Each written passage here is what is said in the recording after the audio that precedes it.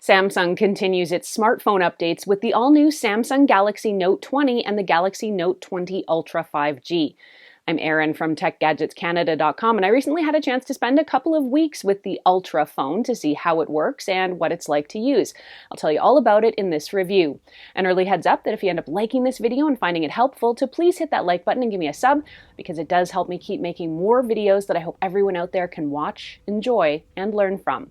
Now, one other caveat I do want to point out, I'm not going to get too deep into things like specs and speed tests. This is more of an average consumer hands-on review, so I'm going to focus on the features and what they're like to use to really give you a sense of that overall user experience and what you'll be able to expect if you're interested in this phone.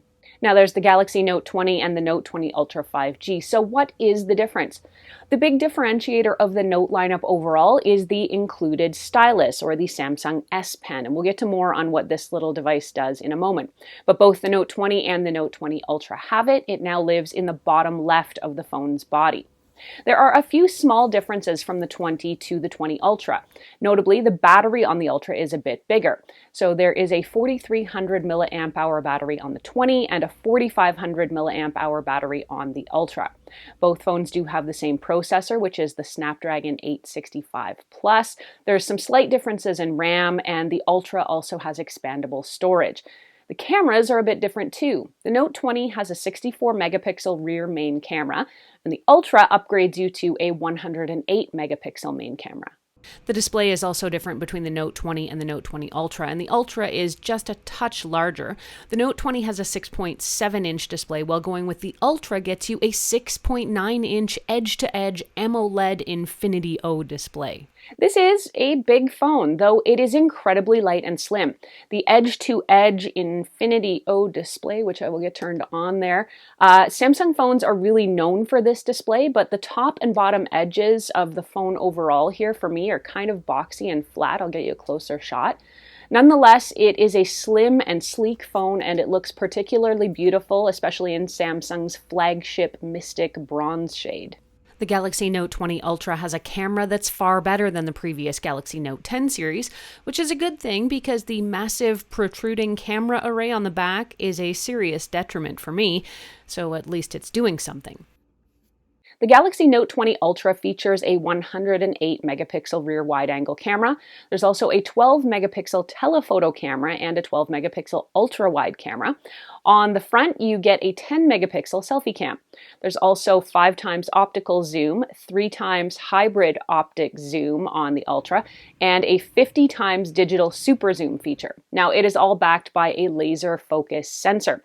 Now, Samsung phones have always taken great photos by my estimation and testing, and the Note 20 is designed so that you can definitely outdo your pals on almost every front. An advanced artificial intelligence feature is going to let you take one shot and give you multiple options with it. Just tap the shutter and record for a few seconds, and you can choose how much time that records for. Then let your phone do the post-production work. It will deliver several different formats, and it'll even suggest the best one for you. And for portraits, it gives you studio-level photos with a pop of color in the background. Finally, the cameras have support for low light environments and a night mode that turns multiple frames into one well-lit, clear photo.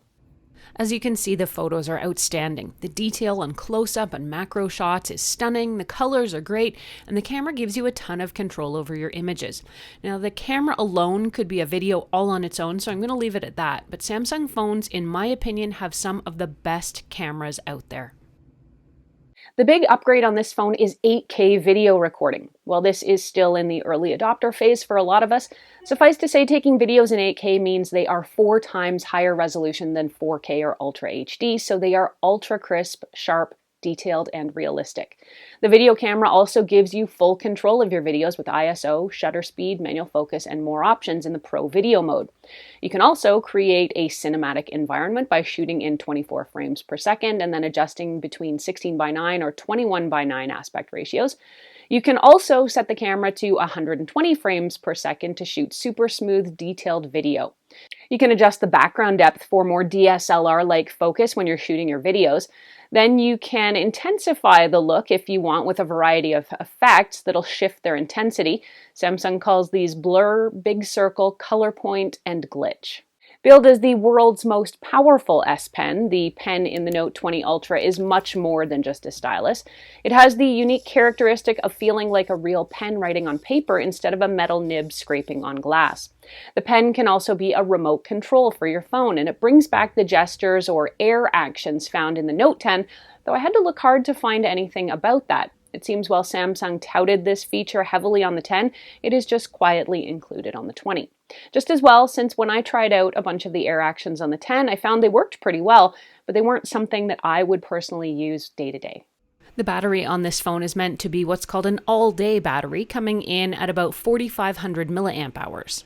That's about average and likely helps keep the phone's design slim and light. While some phones have scaled up to about 6,000 milliamp hour batteries, that is not super common. Even so, the Note 20 Ultra has some features designed to help you make the most of what's inside. The battery uses artificial intelligence, which helps it conserve power smartly. And the 25-watt power-up feature is top-notch. When I heard it charges from 0 to 50% in 30 minutes, it sounded like an exaggeration until I tried it myself. That is a lot of improvement to fast charging. The Note 20 Ultra lets you use Power Share, which turns your phone into a wireless charging pad, letting you charge compatible devices like headphones, watches, or even other phones. So I'm not a gamer, but I know some of you out there watching this are, so I'm going to share this with you. There's something called Xbox Game Pass Ultimate, which has been launched on these phones, and that basically means you can play over 100 Xbox games on the Note 20 smartphones. You can also use a game controller or access a bunch of those games online, so you should get an easy experience on your phone without interruption. The Galaxy Note 20 Ultra has a lot of features. The battery performance, aesthetic appeal, the camera, and the 5G connectivity are big pluses in this smartphone.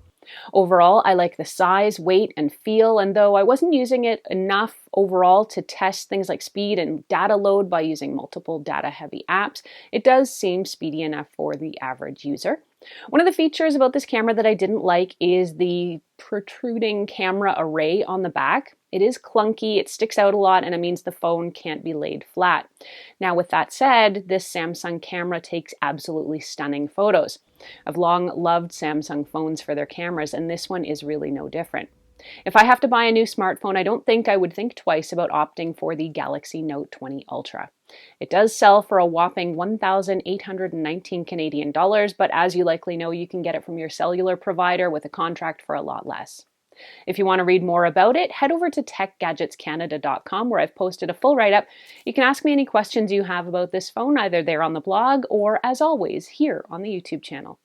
Thanks so much for watching. I'm Erin. Until the next time, you can catch me on either Twitter or Instagram. I'm at ErinLYYC. You can also find me at facebook.com/techgadgetscanada.